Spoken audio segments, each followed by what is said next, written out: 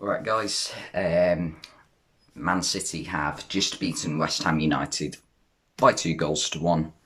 The goals actually for Man City today coming from both of their centre backs, which is a bit of a rarity, I guess, considering Ruben Diaz hasn't actually scored this season. And I'm not even sure if he has scored a club goal in his career. I think he has. I don't know. I'm just trying to recall the statistic I heard somewhere, but it was definitely his first goal for City. And John Stones also scored, and he scored a few this season. And considering he hadn't scored for, I think it was like 2 years before he scored against Man United this season. That's good for him, I guess. And well, the goals for Man City, they go all around the team, don't they? They come from all positions: left back, right back. Cancelo and Kyle Walker occasionally score. Walker scored against Sheffield this season, didn't he? It was a good goal. But anyway, into the game. The first goal, well, first of all, West Ham did start the game quite brightly, and they played quite well. And I personally would say that they were unlucky to not get anything out of this game. I thought the performance they put in warranted maybe a draw, I thought at least. But the first goal for Man City, what an incredible ball by Kevin De Bruyne. It's like most footballers on this planet can't do that with their strong foot. It's for those who haven't seen, obviously the highlights are on Sky Sports, so go and watch them after this. It was a brilliant ball with his left foot, a diagonal ball to the back post. 40 yards it travelled, and it landed perfectly on Ruben Diaz's head, and Darren Randolph could only get a hand to it before it went into the net. So that made it 1-0 to City. And I thought from that point on, West Ham would sort of just back down and just like accept defeat and try and limit the damage, sort of.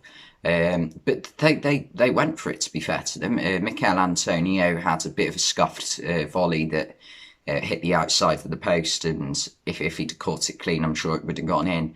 And just before half time, West Ham got an equaliser through Mikel Antonio.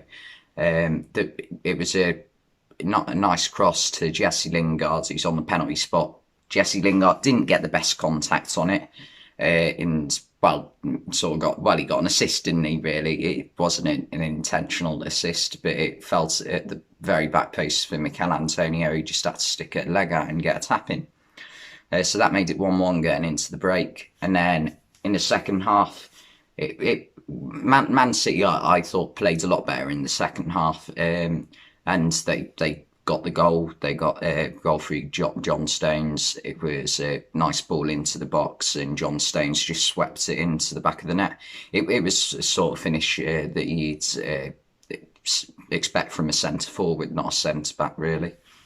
But I was surprised when they said the statistic that prior to this season, John Stones had gone 2 years without scoring. It always feels like John Stones scores quite a few, doesn't it? I don't know if that's just because he did get 2 goals for England, didn't he, in the World Cup? Oh, God. I miss those days. World Cup. Beer garden. Even though I'm not allowed to drink beer because I was only I wasn't even 15 then, I was 14, nearly 15. But still, hopefully we'll be back to that this summer in the Euros. And I'm 18 this year, so points, you know. But West Ham second half didn't really create much as much as they did in the first half. They did get a good chance at the final seconds of the game. It was a nice ball. I think it was by Jesse Lingard to the back post. Issa Diop headed it across goal, but no one was there. So Issa Diop probably could have done better with the header. He sort of was at crossroads between whether to head it into the back of the net or to, I keep using that phrase now, the back of the net. I've been playing too much FIFA far too recently. And heading it to a teammate. I think Suchak was in the box, so that could have been a possibility for them. But obviously finished 2-1 to Man City. They've won about, I don't know, 300 games in a row now or something. And it's just going to get boring now for City, isn't it? Like, I know Liverpool won like so many games last season, but for Liverpool, this was like a new thing. Like, Liverpool had never won the league, and Man City have already won it twice, where they've got a ridiculous amount of points, 100, and I think they got 98 the season after. So, I mean, I'm a bit worried that they're just going to win it every year from now on. Oh, God. And yeah, and the talks about the Super League keep coming back. I'd absolutely hate it if they stopped the Premier League and just made it into a European Super League. How crap would that be? It's just like all these games that you love seeing in the Champions League in the knockout stages, they just become boring because you see them every week. That's what makes the Champions League special. Like seeing Juventus come up against, I don't know, Real Madrid or Barca against Bayern Munich. That usually doesn't turn out well for Barcelona, does it? We've seen that over the past few years.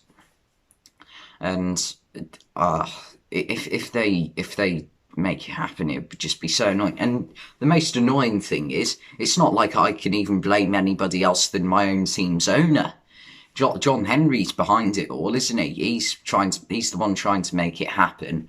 And oh my God, it's just because these big teams, they don't have any interest in playing Sheffield United or West Brom. That's what makes the league great. Sheffield United and West Brom, no matter how shit they can be or how bad they're playing, they still have a chance of beating these big teams because that's how the Premier League works. You don't tend to get this in any other league, really. And the European Super League, oh my God, it would just be dog shit. It would just be so bad.